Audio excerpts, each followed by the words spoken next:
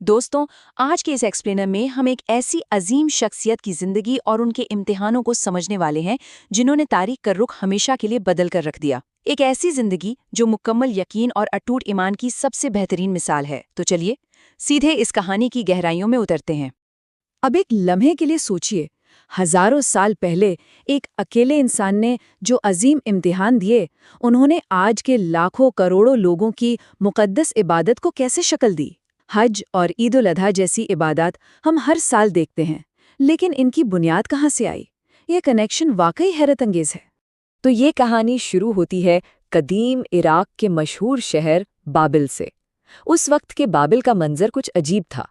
एक तरफ बेजान, हाथ से तराशे गए पत्थर के बुत थे, जिन्हें लोग यहाँ तक के प्रॉफिट इब्राहीम के अपने वालिद भी बनाते और पूजते थे। और दूसरी तरफ एक अनदेखा, कायनात का सबसे ताकतवर खालिक।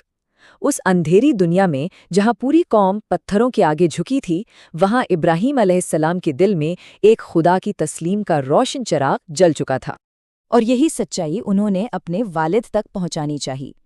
उन्होंने निहायत अदब और नरमी से अपने वालिद से कहा कि उन्हें एक ऐसा इल्म मिला है जो वालिद तक नहीं पहुंचा, और उन्हें सीधे रास्ते की तरफ दावत दी। लेकिन इस मोहब्बत भरी बात का जवाब क्या मिला? एक बहुत ही सख्त धमकी कि अगर वो बाज ना आए तो उन्हें संसार यानी पत्थरों से मार दिया जाएगा। फिर भी उन्होंने गुस्सा नहीं किया, बल्कि सब्र से काम लिया। खैर, हालात ने आगे चलकर एक बड़ा मोड़ लिया। एक दिन जब पूरा शहर एक मेले के लिए बाहर गया हुआ था, बुतखाना बिल्कुल सुनसान था। लोग तमन्ना के साथ इन बेजान बट्टन के सामने खाना रखकर गए थे। तब इब्राहीम अलैहिस्सलाम वहां आए, हाथ में कुल्हाड़ी ली और तमाम छोटे बट्टन को तोड़कर रख दिया। सिर्फ एक सबसे बड़े बुत को सही सलामत छोड़ दिया। जब लोग वापस लौटे और अपने माबूदों को टुकड़ों में देखा, तो सोचिए पूरे शहर में कैसा होश उड़ा देने वाला मंजर रहा होगा। ये पूरा वाकया एक बहुत ही गहरी हकीकत को सामने लाता है। जब लोगों ने गुस्से में इकट्ठा होकर उनसे पूछा कि ये किसने किया, तो उन्होंने बड़ी ही हिकमत से उस बड़े बुत की तरफ इशारा किया जिसके कंधे पर उन्होंने कुल्हाड़ी रख दी थी। उन्होंने कहा कि इन्हीं से पूछ लो। आखिरकार लोगों को मजबूरन ये मानना पड़ा कि ये पत्थर तो बोल भी नहीं सकते और अपनी हिफाजत तक नहीं कर सकते। असल मकसद उन्हें नीचा दिखाना नहीं था, बल्कि ये एहसास दिलाना था कि जो खुद इतने बेबस हैं, वो खुदा कैसे हो सकते हैं। लेकिन हकीकत खुल जाने के बावजूद लोगों ने सच्चाई कबूल नहीं की। इसके बजाय उन्होंने इब्राहीम अलैहिस्सलाम को आग में जलाने का फैसला किया। मैदान में इतनी लकड़ियां जमा की गईं कि आग के शोले आसमान छूने लगे, और जब उन्हें रस्सियों से बांधकर उस भड़कती आग में फेंका जा रहा था, तो उनकी जुबान पर सिर्फ एक जुमला था, हस्बुनल्लाह व नीमल वकील, यानी मेरे लिए अल्लाह काफ़ी है और वही बेहतरीन कारसाज है। ये मुकम्मल यकीन और अटूट ईमान की एक संगीन मिसाल थी। और फिर जो हुआ वो किसी ने सोचा भी नहीं था। अल्लाह के हुक्म से वो आग उनके लिए ठंडी और सलामती वाली बन गई। हैरत अंगेज बात ये थी कि आग ने उनके जिस्म या कपड़ों को छुआ तक नहीं, सिर्फ वो रस्सियां जल गईं जिनसे उन्हें बांधा गया था। दूर खड़े लोग जो सोच रहे थे कि सब राख हो चुका होगा, उन्हें बिल्कुल महफूज और सुकून से बैठा देखकर दंग रह गए। मगर अफसोस, इतना बड़ा मौजज़ा देखने के बावजूद भी बाबिल के लोग ईमान नहीं लाए। इस मौजे की खबर उस वक्त के मगरूर बादशाह नमरूद तक पहुंच गई। नमरूद ने तकब्बुर में आकर दावा किया कि वो भी जिंदा कर सकता है और मार सकता है। लेकिन इब्राहीम अलैहिस्सलाम ने एक ऐसी ठोस दलील दी जिसने उस बादशाह के होश उड़ा दिए। उन्होंने फरमाया, मेरा रब सूरज को मशरिक से निकालता है, तुम उसे मगरिब से निकाल कर दिखाओ। बस दरबार में सन्नाटा छा गया। तकब्बुर बिल्कुल हार गया, और इसके नतीजे में उन्हें शहर छोड़ने का हुक्म दे दिया गया। और यहाँ से शुरू होता है अजीम हिजरतों का एक लंबा सफ़र। बाबिल से निकलकर वो शाम की तरफ गए, जहाँ उन्होंने सितारों को पूजने वालों को सच्चाई का रास्ता दिखाया। फिर उन्होंने मिस्र का रुख किया। वहाँ एक जालिम बादशाह ने जब सारा अलैहिस्सलाम की तरफ बुरे इरादे से हाथ बढ़ाया, तो दुआ के नतीजे में उसका हाथ 3 बार जम गया। आखिर में वो डर गया, उन्हें रिहा किया और खिदमत के लिए हाजरा अलैहिस्सलाम को साथ भेज दिया। इस सफ़र का एक सबसे अहम मकाम मक्का था, जिसे हम अभी डिटेल में समझेंगे। 86 साल, 86 ईयर्स, ये सिर्फ एक नंबर नहीं है, ये एक नबी के इंतज़ार और सब्र की इंतहा को जाहिर करता है। इब्राहीम अलैहिस्सलाम 86 साल के हो चुके थे, اور تب تک ان کی کوئی اولاد نہیں تھی۔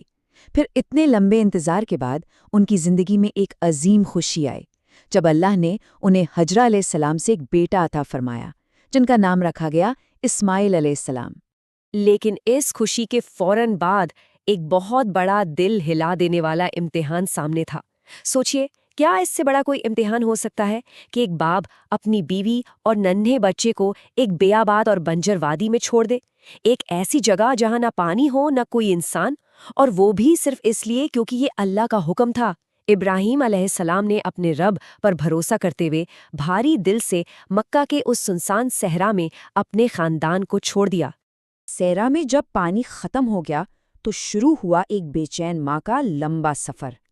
حجرہ علیہ السلام پانی کی تلاش میں صفا کی پہاڑی پر دوڑی۔ جب وہاں آ کر کچھ نہ دکھا تو مروہ کی طرف بھاگی۔ ایک ماں کی ممتا اور اس انتہائی بے چینی کے عالم میں انہوں نے ان پہاڑیوں کے درمیان 7 چکر لگائے۔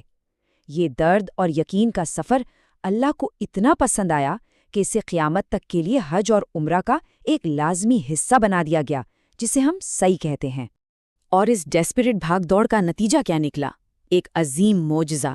جب وہ تھک کر اپنے بچے کے پاس واپس آئی تو انہوں نے دیکھا کہ فرشتے جبرائیل علیہ السلام کے زمین پر ایڑی مارنے سے اس سوکھی اور بنجر زمین سے پانی پھوٹ پڑا ہے۔ پانی اتنی تیزی سے بہنے لگا کہ اسے روکنے کے لیے حجرہ علیہ السلام نے مٹی اکٹھی کی اور فرمایا زمزم، جس کا مطلب ہی ہوتا ہے رک جا۔ اس چشمے نے نہ صرف ایک ماں اور بچے کو زندگی دی بلکہ وہاں آگے چل کر ایک نئی آبادی اور مکہ شہر کی بنیاد رکھ دی۔ خیر، وقت گزرتا گیا، اسماعیل علیہ السلام تھوڑے بڑے ہوئے، اپنے والد کے ساتھ چلنے پھرنے کے قابل ہوئے۔ پر تبھی ایک اور بڑی آزمائش سامنے آئی۔ اس سوال پر تھوڑا غور کیجیے۔ ایک باپ اس وقت کیا فیصلہ کرتا ہے جب اللہ اسے خواب میں یہ حکم دیتا ہے کہ اپنے اس اکیلے بیٹے کو قربان کر دو جس کے لیے اس نے پوری زندگی انتظار کیا تھا؟ یہ ایک ایسا موڑ تھا جہاں انسانی رشتوں کی محبت اور خدا کے حکم کے درمیان ایک بہت ہی مشکل فیصلہ ہونا تھا۔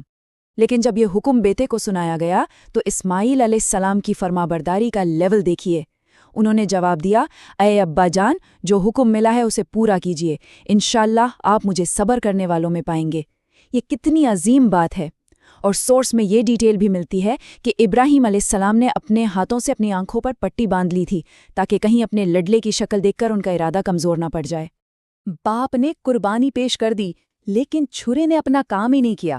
دراصل اللہ اپنے بندوں کو آزماتا ضرور ہے مگر ان پر ظلم نہیں کرتا۔ جب ابراہیم علیہ السلام اس کڑی آزمائش میں پورے اترے تو ان کی جگہ جنت سے ایک دمبا بھیج دیا گیا جسے ذبح کیا گیا، اور بالکل یہی وہ واقعہ ہے جس نے آج کے عید الاضحیٰ کے قربانی جیسی عظیم سنت کو قائم کیا۔ اور اسی سپریم سبمیشن کے بعد انہیں ایک اور بیٹے اسحاق علیہ السلام کی پیدائش کی خوشخبری بھی ملی۔